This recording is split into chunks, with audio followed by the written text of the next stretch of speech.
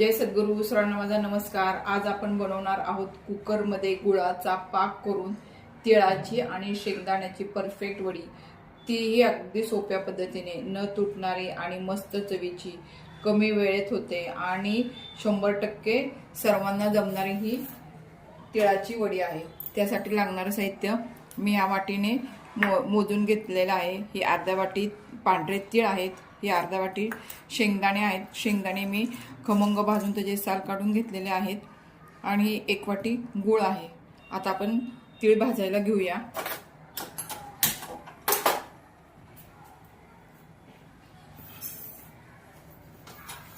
हे पॉलिशचे तीळ आहेत. आपले तीळ हे खमंग भाजून झालेले आहेत.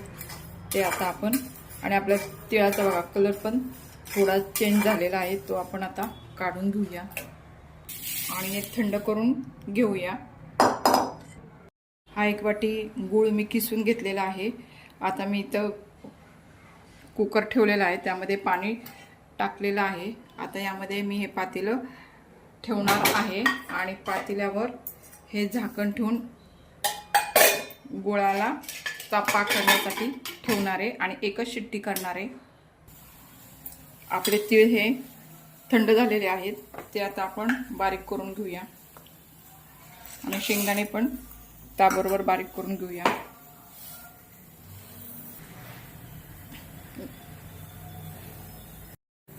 तिळाचं आणि शेंगदाण्याचं मिश्रण आपण वाटून घेतलेलं आहे, ते एका ताटामध्ये काढून घेतलेलं आहे. एक शिट्टी झालेली आहे. आपण कुकर थंड करायला ठेवूया. कुकर गार होईपर्यंत आपण एका प्लेटला तूप लावून घेऊया. आपण आपला पाक झालेला आहे गुळाचा, तो काढून घेऊया. या पाकामध्ये आपण 1 चमचा तूप टाकूया. अर्धा चमचा वेलची पावडर टाकलेली आहे आणि आपण ते मिक्स करून घेऊया.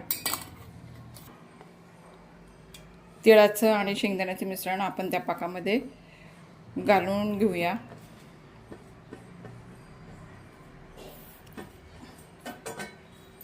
आणि एकसारखं करून घेऊया. आता आपण तूप लावलेल्या प्लेटवर ते सगळं मिश्रण टाकून घेऊया. मी वरतून भाजलेले पांढरे तिळही टाकलेले आहेत. आता आपण याचे काप करून घेऊया. असे आपण पीसेस करून घेत आहे.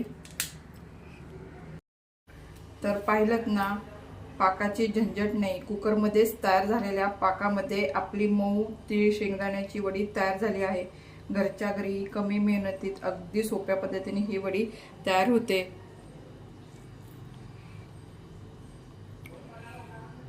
बघा, मऊ झालेली आहे. व्हिडिओ आवडल्यास व्हिडिओला लाईक करा, शेअर करा आणि सबस्क्राईब करायला विसरू नका.